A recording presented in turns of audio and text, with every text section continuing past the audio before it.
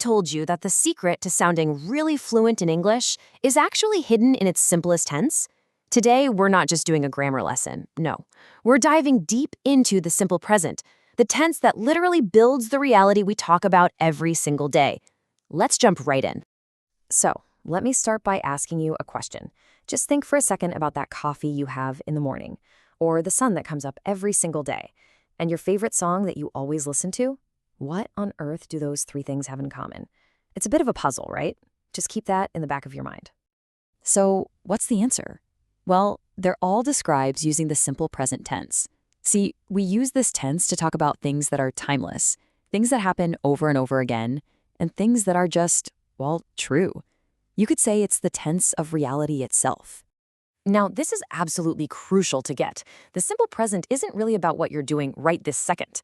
It's for things that are basically permanent facts. Habits, like I drink coffee every morning, or these big universal truths like the earth revolves around the sun. It's the tense for things that are always consistently true. Okay, so now that we get the why, let's talk about the how. And honestly, this is the best part because the structure is incredibly simple. It all comes down to one little letter, the letter S. And here's just how simple it is. For almost every subject, I, you, we, they, you just use the plain, basic form of the verb. They work. You learn. Easy. The only time it changes, the only time you have to think, is with he, she, or it. That's when we add that S. She works. That's the main rule, right there. So, this S rule has a couple of tiny variations, but they're super logical. For most verbs, just slap an S on the end. Work becomes works. Done. Now, if a verb ends with a hissing sound like ch or sh, like watch, we add es just to make it easier to say. Try saying watches. Doesn't work, right? But watches flows perfectly. And finally, if a verb ends in a consonant plus a y, like study, that y turns into ies, studies. See, it's a predictable pattern. Okay, so we've got the main rule down. But English, there are always a few rebels, a few verbs that just have to play by their own rules.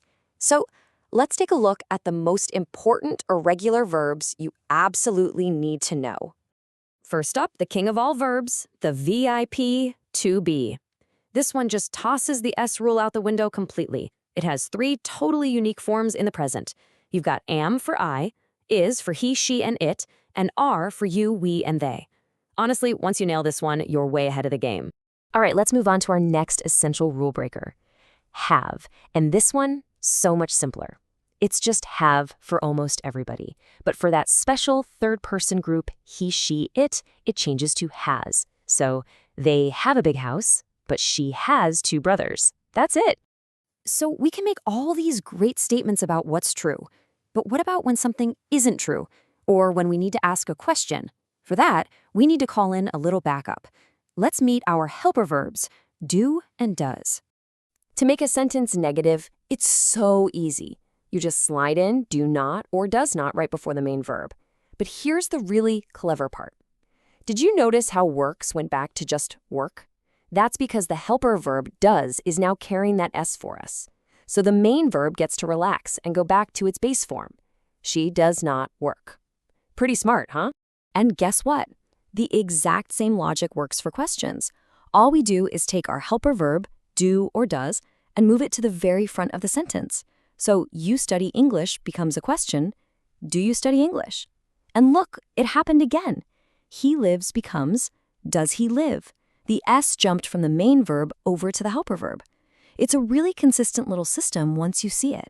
All right, we've built the engine. We've got all the pieces, the statements, the negatives, the questions. Now let's see how this one powerful tense is used to describe pretty much every part of our world.